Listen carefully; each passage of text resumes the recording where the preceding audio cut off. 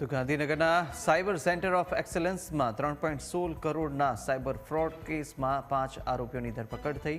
Cyber પોલીસે અમદાવાદ અને વડોદરાથી 5 આરોપીઓને દબોચ્યા છે. આરોપીઓ ફેસબુક પર ફ્રેન્ડ રિક્વેસ્ટ મોકલી અને વોટ્સએપ નંબર મેળવતા અને ત્યારબાદ લોકોને વિશ્વાસમાં લઈ ઠગાઈ આચરતા હતા. આરોપીઓ DBOE નામની ફેક ક્રિપ્ટો એપ્લિકેશન ડાઉનલોડ કરાવી અને કરોડોની છેતરપિંડી આચરતા હતા.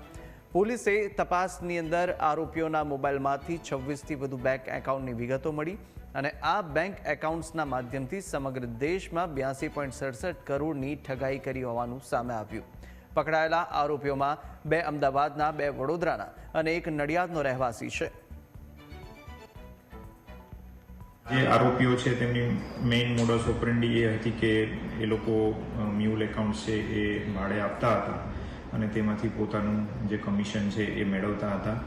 આ જે ફરિયાદ છે અને એની સાથે જે લિંક્ડ ઓનલાઈન ફરિયાદો છે તેની મેજોરિટી જે મોડસ ઓપરેન્ડી જોવામાં આવે તો એમાં digital arrest, investment related fraud અને UPI રિલેટેડ ફ્રોડ છે એ આમાં સામે આવે છે.